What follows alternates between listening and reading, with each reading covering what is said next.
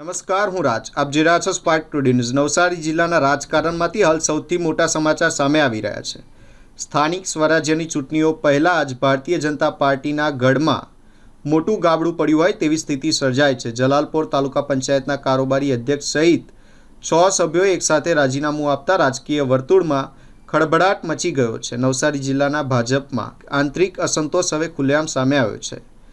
જલાલપોર તાલુકા પંચાયતના કારોબારી અધ્યક્ષ હિરણ એ પટેલે પોતાના પદ પરથી રાજીનામું આપતા સંગઠનમાં હડકંપ મચી ગયો છે. હિરણ પટેલની સાથે અન્ય 5 સભ્યોએ પણ પક્ષના વલણ સામે નારાજગી વ્યક્ત કરી રાજીનામા આપ્યા છે. હું પનાર સીટથી ચૂંટાયેલો હતો અને હાલમાં નવસારી જિલ્લાનું ભારતીય જનતા પાર્ટીનું જે સંગઠન જાહેર થયું એમાં જલાલપોરના સંગઠન સાથે એમનું અવગણના થઈ એવું અમને લાગે છે અને એના કારણે અમારા જલાલપોર સંગઠનના તમામ હોદ્દેદારોએ રાજીનામા આપ્યા છે. તેમજ નવનિયુક્ત જે કોઈ જિલ્લામાં ટીમમાં લીધા હતા એમણે પણ રાજીનામા આપ્યા છે. તો અમે સૌ એમની બદોલત જ ચૂંટાયા હતા અને સંગઠનનું ખૂબ મોટો હાથ હતો જે અમને ચૂંટાવામાં, અને હાલમાં અમારું સંગઠન જ જે રાજીનામું આપ્યું છે તો અમે પણ આ હોદ્દા પરથી સ્વૈચ્છિક રાજીનામું આપીએ છીએ.